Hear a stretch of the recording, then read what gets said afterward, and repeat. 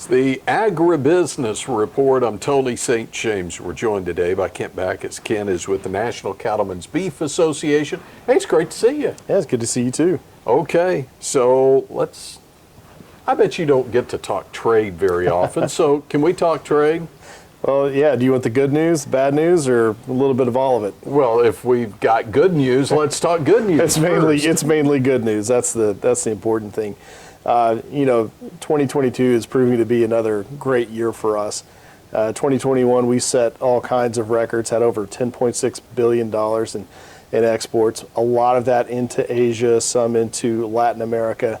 And we were hoping to continue to build on that success, and we really are. I mean, when you look at just our sales through May of this year, we're already over $5 billion, which averages out to over $1 billion in exports every month.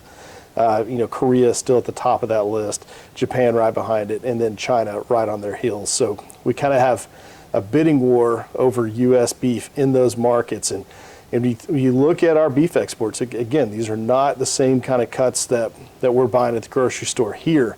This is everything else that Americans are not buying. So we're able to maximize the overall value of that carcass.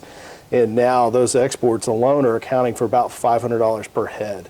So we want to continue to see that growth. I mean, obviously, you look at those three markets in particular, with Korea, Japan, and China.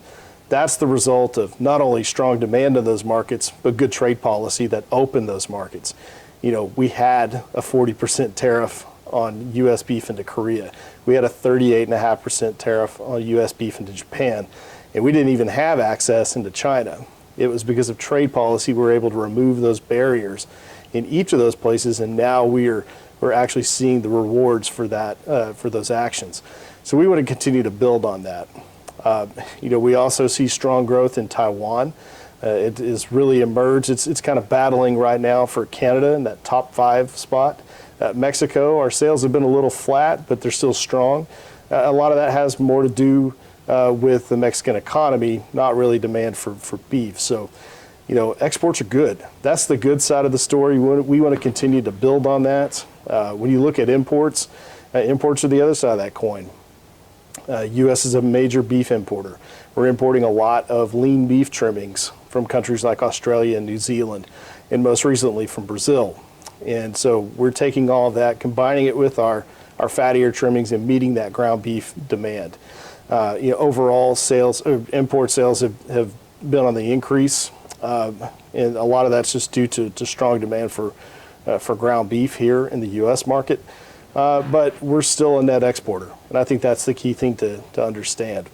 Overall, things have been really good, with the exception of some concerns over Brazil and their inability to abide by international trade standards. Things have been pretty good and pretty calm on the trade front. We want to see the U.S. government take action with Brazil and actually hold them accountable, but they've been very slow to do anything in that part. But other than that, we're going to continue to engage with our government to try to open some new markets, create more opportunities for U.S. cattle producers, because that's where we see a lot of growth and a lot of potential is in the export market. You mentioned China.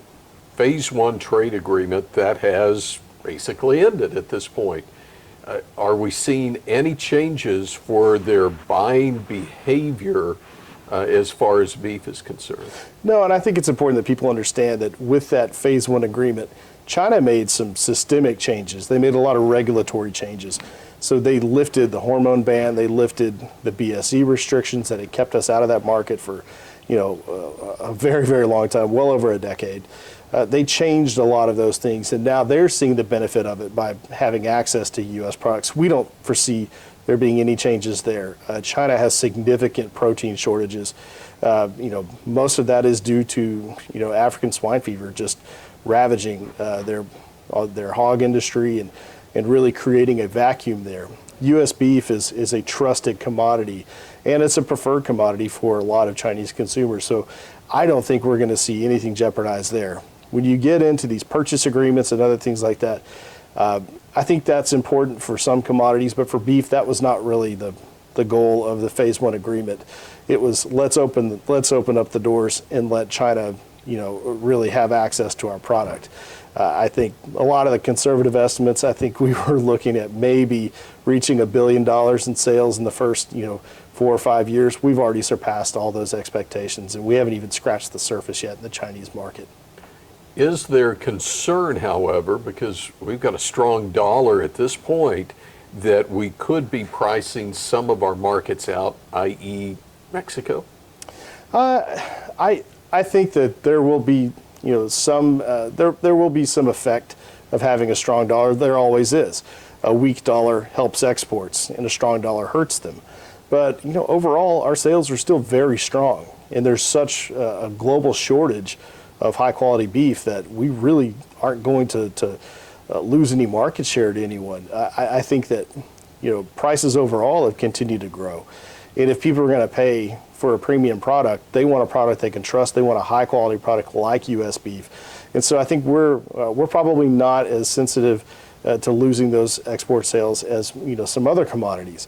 However, that is something that we're always sensitive to. We want the global economy to continue to recover and to grow because we want to have opportunities to sell beef in more markets. Let's talk about new markets, though. Obviously, China has become one of those that was a new market at one time that's now starting to a little more mature. But are there markets that we need to be focused on?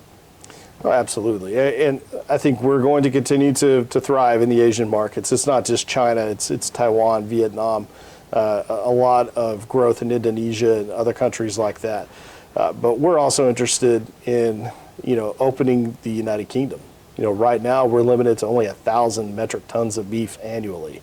And so there's a lot of restrictions on U.S. beef going into that market. That's a very sophisticated consumer class. They want a high quality product. It's not just about the quality of the meat and the flavor of the meat. They're also looking at the sustainability aspects of it, the animal welfare aspects of it.